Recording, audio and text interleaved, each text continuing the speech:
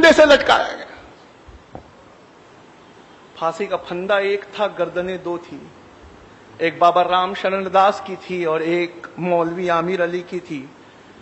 आज ये हिस्ट्री अगर आपको पढ़नी है तो अयोध्या में एक बहुत मशहूर जगह है जहां इमली का झाड़ वो आज भी मौजूद है, उसे कुबेर का टीला कहते हैं।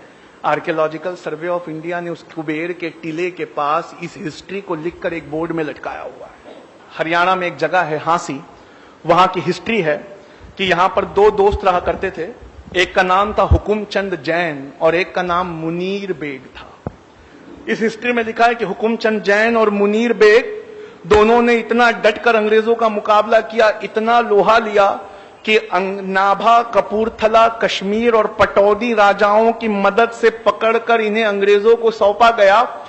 अंग्रेज चाहते थे हांसी की लोग हमेशा के लिए डर जाएं, उनकी हिम्मतें टूट जाएं, तो ऐसी अनोखी सजा आपको इतिहास के किताबों में कभी नहीं मिलेगी। हुकुमचंद जैन और मुनीर बेग को साथ लाया गया।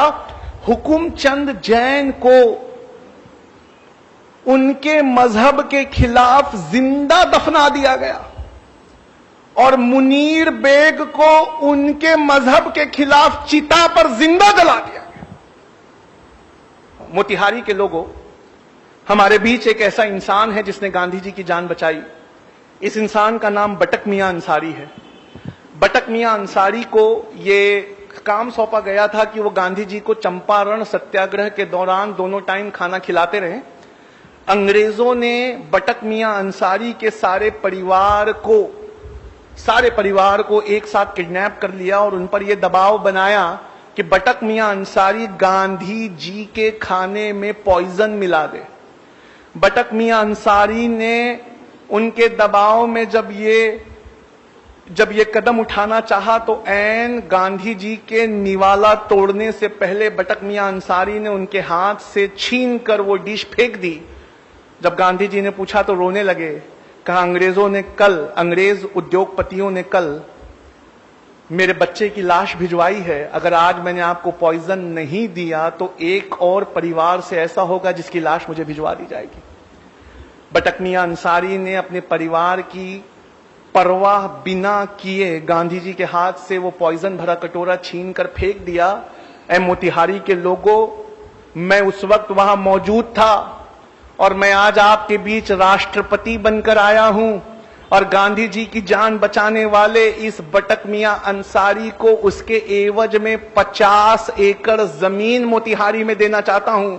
ये जिसकी स्पीच का टुकड़ा है वो हमारे भारत के पहले राष्ट्रपति बाबू राजेंद्र प्रसाद थे,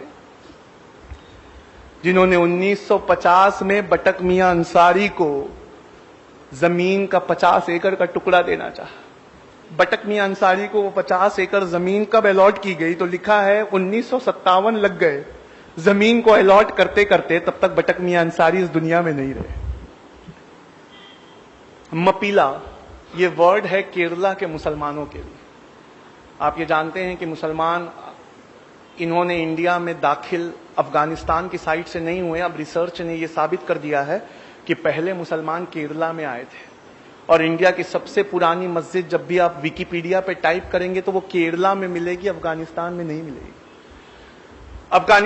केरला के इन मुसलमानों को मपीला मुसलमान कहा जाता है। मपीला मुसलमान, इन मपीला मुसलमानों ने गांधी जी के असहयोग आंदोलन में बहुत बढ़ चढ़ के हिस्सा लिया। गांधी जी के असहयोग आंदोलन में हिस्सा लेने के बाद अंग्रेजों ने इन्हें बहुत जोर से कुचला, इतने जोर से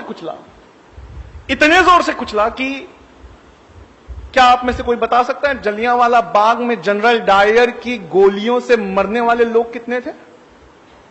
379। जलियांवाला बाग आता है, आज भी ये नाम आता है तो क्या आप इज्जत से हाथ बांधकर खड़े नहीं हो जाते?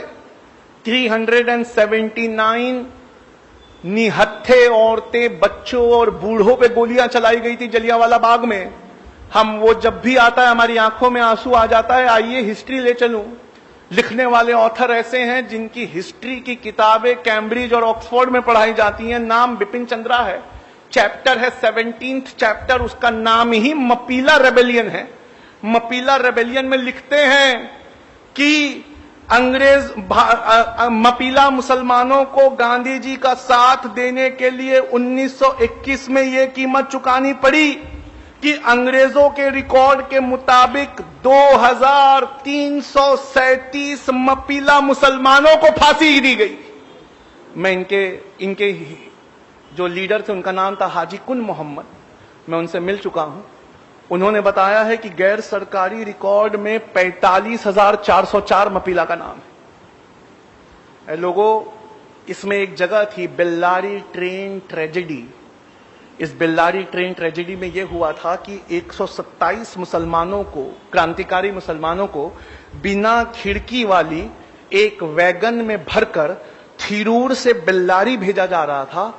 बिना खिड़की वाली इस वैगन, छोटी सी वैगन थी, उसमें 127 मुसलमान भरे हुए थे। बीच का एक स्टेशन कोयंबटूर पहुंचते पहुंचते 70 मुसलमानों ने दम तोड़ दिया और इनकी पोस्टमार्टम रिपोर्ट में लिखा है इनटॉलरेबल सफोकेशन, यानी असहनीय घुटन के वजह से ये मौत हुई। आखिरी इंसान जिसके बारे में मैं आज आपको बताना चाहूंगा वो अशफाकुल्ला खान थे। ये अशफाकुल्ला खान एक बेहतरीन क्रांतिकारी थे। काकोरी में चंद्रशेखर आजाद और राम प्रसाद बिस्मिल का साथ देने की वजह से पहले इन्हें अंडमान निकोबार के काले पानी की सजा हुई और बाद में वहीं सूली से लटका दिया गया। अशफाकुल्ला खान से मिलने जब उनका परिवार पहुंचा तो वो बेतहाशा रोने लगा और परिवार उत्तर प्रदेश में मिलने पहुंचा एक दिन पहले जब उन्हें काले पानी भेजा जा रहा था। अशफाकुल्ला खान ने उनके बहते हुए आंसुओं को देखा और देखकर आंसू पोंछते हुए कहा, ऐ मेरे घर वालों, तुम इन आंसुओं को रोक लो।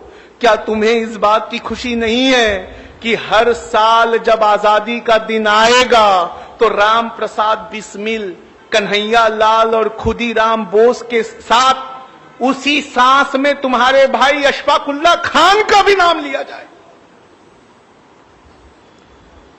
गांधी जी से पूछा गया डांडी मार्च के वक्त, कहा गांधी जी अगर अंग्रेज आपको डांडी मार्च पूरा होने से पहले गिरफ्तार कर ले तो आपकी जगह कौन लेगा? इतिहास में नाम दर्ज है, गांधी जी ने कहा अगर डांडी पहुंचने से पहले मुझे अंग्रेज सरकार गिरफ्तार कर ले तो मेरी जगह अब्बास तैयब जी लेंगे। और गांधी जी कहते हैं, अब्बास देखना जब मैं जेल चला जाऊं तो तुम्हारे मुट्ठी से नमक ना छूटे।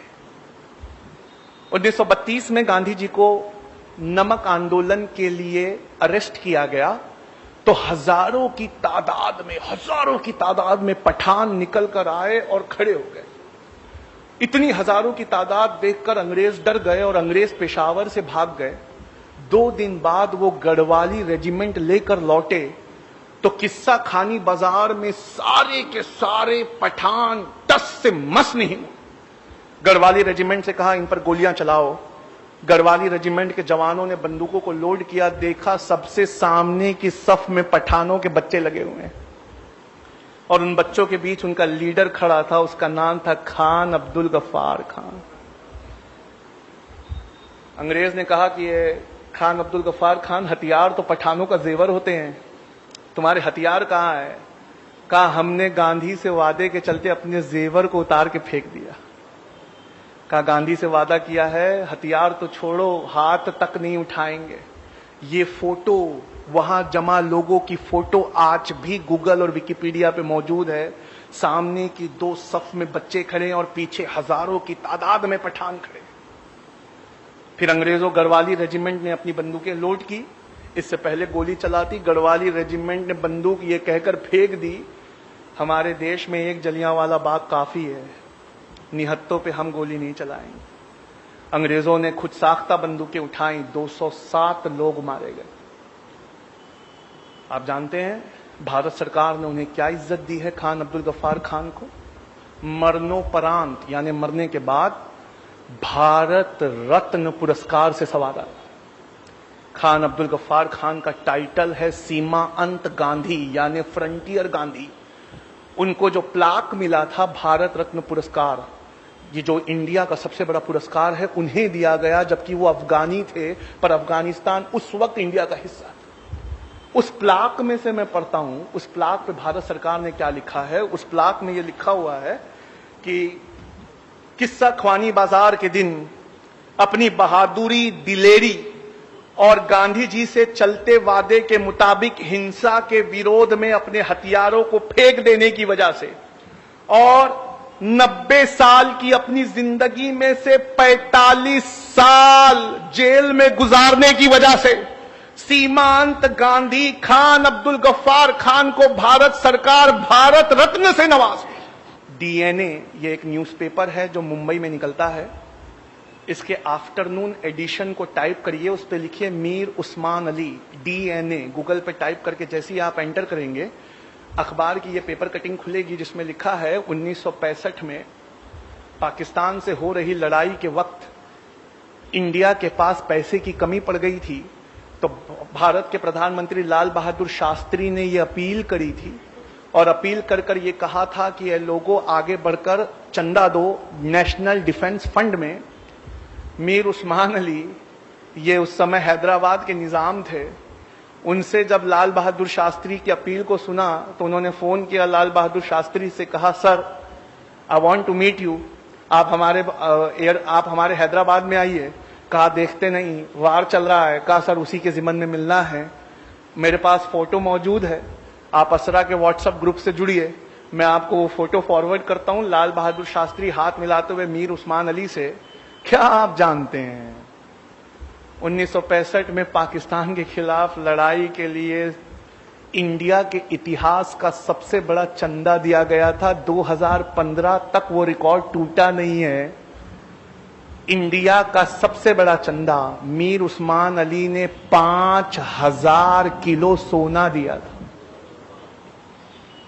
5 टन सोना लाल बहादुर शास्त्री के हवाई जहाज में बेगम पेठ एयरपोर्ट हैदराबाद में लादते हुए फोटो डीएनए अखबार ने छापी है और इस रिपोर्ट को अप्रैल की 13 तारीख 2015 को द हिंदू नेशनल अखबार है, उसने फ्रंट पेज पर इस हेडिंग के साथ छापा है, close fist open handed Mir Usman Ali.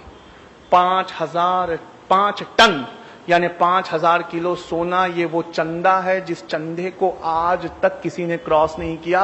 ये इस देश की हिफाजत के लिए दिया है। लोगों पढ़ लो, अगर नहीं पढ़ोगे तो कभी नहीं जान पाओगे कि जय हिंद ये नारा लिखने वाला आंध्र प्रदेश के एक मुसलमान थे, उनका नाम मोइनुद्दीन हसन हक था। लोगों पढ़ लो, नहीं पढ़ोगे तो कभी नहीं समझ पाओगे कि जिस प्लेन क्रैश में नेताजी सुभाष चंद्र बोस मारे गए उनके साथ मरने वाले कर्नल हबीबुर रहमान थे। लोगों पढ़ लो, अगर नहीं पढ़ोगे तो कभी नहीं जान पाओगे कि तुम्हारे बुजुर्गों ने क्या क्या इतिहास में लुटाया है।